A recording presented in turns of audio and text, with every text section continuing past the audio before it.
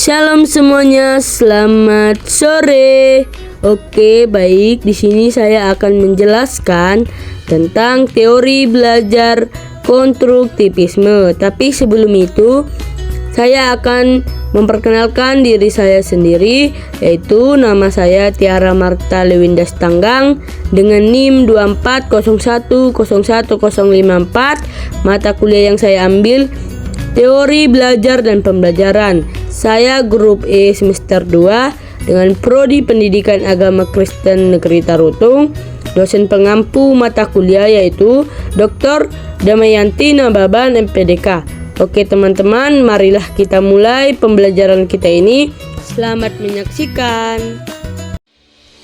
Hai teman-teman, kali ini kita akan membahas salah satu teori belajar yang sangat populer di dunia pendidikan loh, yaitu teori konstruktivisme. Yuk kita cari tahu bagaimana sih teori ini bisa bikin proses belajar jadi lebih seru, apalagi katanya lebih efektif. Oke teman-teman, mari kita cari tahu dong, ya kan? Kita akan melanjutkan pembelajaran kita ke video selanjutnya ya. Oke, baik, kita lanjut. Apa yang kalian tahu tentang teori konstruktivisme?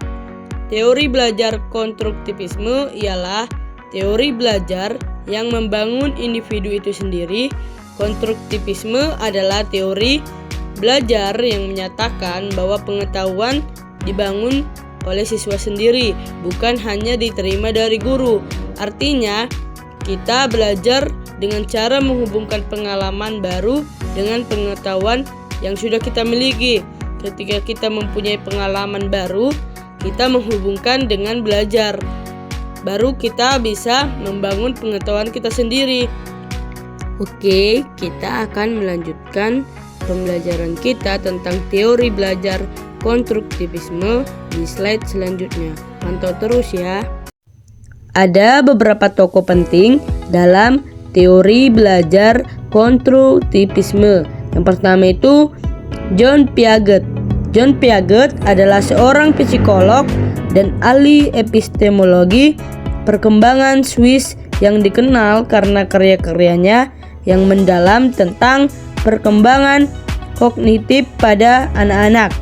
John Piaget mengatakan bahwa anak membangun pengetahuan mereka melalui interaksi dengan lingkungan. Anak-anak mempunyai pengalaman interaksi dengan lingkungannya.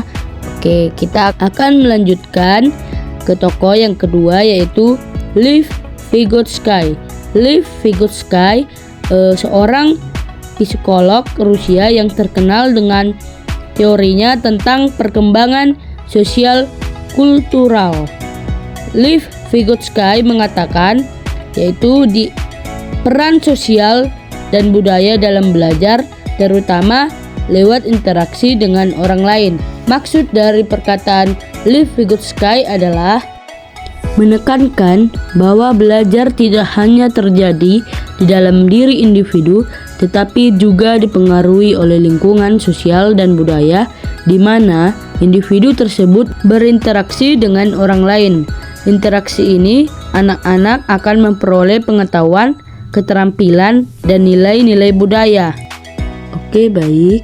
Kita akan melanjutkan pembelajaran kita, yaitu ciri-ciri teori belajar konstruktivisme.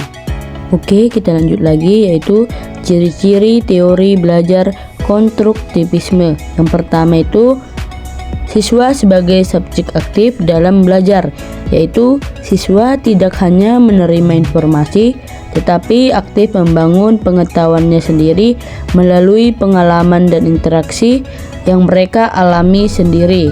Oke, baik. Yang nomor 2, pengetahuan dibangun bukan diberikan. Maksudnya yaitu belajar terjadi ketika siswa menghubungkan informasi baru dengan pengetahuan yang sudah dimiliki dan pengalaman baru yang mereka miliki. Oke, baiklah. Itulah ciri-ciri dari teori belajar konstruktivisme. Oke, Baik, kita akan masuk kepada prinsip-prinsip teori belajar konstruktivisme. Yang pertama itu ada siswa aktif membangun pengetahuan, yaitu mereka tidak hanya menerima informasi secara aktif, tetapi juga terlibat dalam proses pembelajaran. Prinsip yang kedua itu ialah belajar adalah proses sosial dan kolaboratif, yaitu berarti pembelajaran tidak hanya terjadi dalam ruangan kelas yang terisolasi, tetapi juga melibatkan interaksi dan kerjasama dengan orang lain.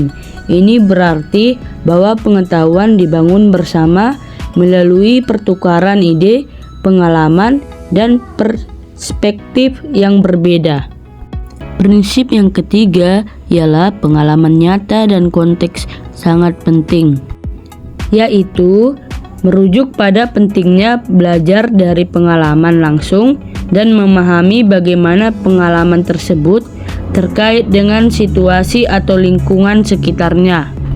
Prinsip yang keempat ialah guru berperan sebagai fasilitator, bukan pusat informasi. Yang dimaksud dengan guru berperan sebagai fasilitator artinya mereka bukan hanya menyampaikan informasi, tetapi lebih sebagai pembimbing dan pendukung dalam proses belajar. Nah, itulah prinsip-prinsip teori belajar konstruktivisme. Oke, baik, kita akan melanjutkan materi kita selanjutnya. Ada contoh penerapannya di kelas. Yang pertama itu pembelajaran berbasis proyek, yaitu project based learning. Ada juga yaitu diskusi kelompok dan debat. Ada juga simulasi dan eksperimen, dan ada juga refleksi belajar pribadi. Misalnya nih, dalam pembelajaran agama, siswa diajak untuk mengerjakan soal agama sendiri, lalu mendiskusikan hasilnya dalam kelompok. Ini jauh lebih efektif daripada hanya mencatat teori-teori saja yang diberikan oleh guru.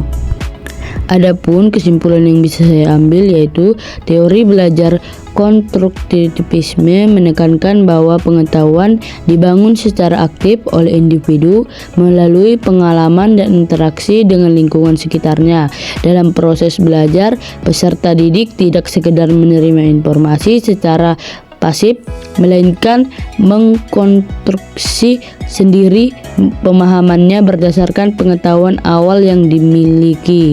Oleh karena itu, peran guru bukan sebagai sumber utama informasi, melainkan sebagai fasilitator yang membantu siswa mengembangkan pemahaman melalui aktivitas kolaboratif, pemecahan masalah, dan refleksi pendekatan. Ini bertujuan menumbuhkan pemikiran kritis, kreativitas, dan kemandirian belajar siswa.